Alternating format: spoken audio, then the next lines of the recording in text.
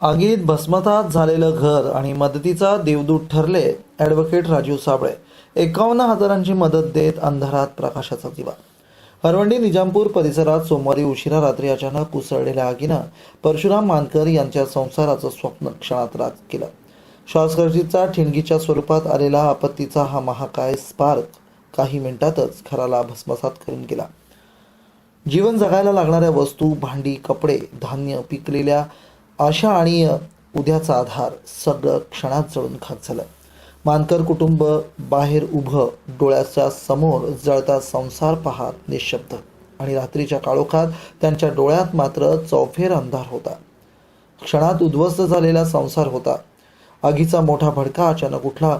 परशुराम मानकर आणि त्यांचं कुटुंब जीव वाचून घराबाहेर पळाले. आरडाओरड करत गावकऱ्यांना हाक मारली. ग्रामस्थांनी धावपळ करत पाणी फेकलं, माती टाकली, पण तोपर्यंत सर्व काही जळून खाक झालं होतं. घराच्या जागी उरले होते फक्त राख, धुराचे वलय आणि उघड्या आकाशाखाली आसूसलेलं कुटुंब. आता जगायचं कसं, खायचं काय, या यक्ष प्रश्न मानकर कुटुंबाला अक्षरशः कोसळून गेला.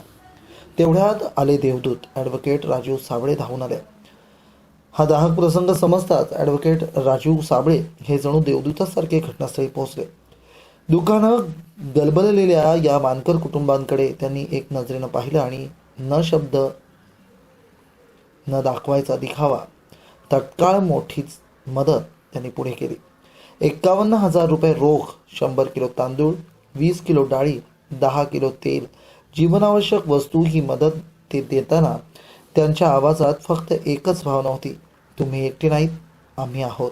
मानकर कुटुंबाचा भारावलेला प्रतिसाद पाहून साबळे यांच्या डोळ्यात देखील क्षणभर हलकी दाटून आलेली ममता दिसली.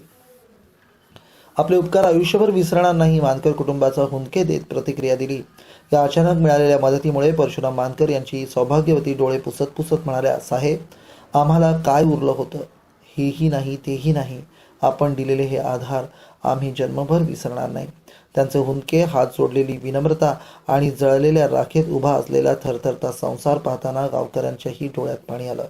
राजीव साबळे यांनी जळलेल्या घराच्या जागी शांत उभं राहून कुटुंबाला धीर देताना त्यांची सामाजिक बांधिलकी आणि माणुसकीची जाण पुन्हा दिसून आली. अंधाराला उजेड हा साबळे साहेबांचा हात मानकर कुटुंबियांसाठी आशेची नवी पहाट होती. जिथे जीवन भस्मसात झालं होतं तिथे राजीव साबळे यांनी आशेचा नवा दिवा लावला होता.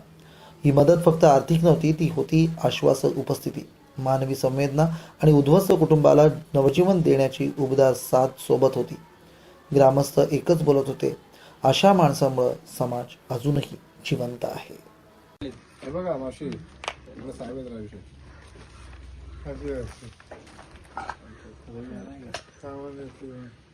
ते उचलून घ्यायला काय इथे हे लागेल माणसं बघा आणि काय लागेल तर सांगा.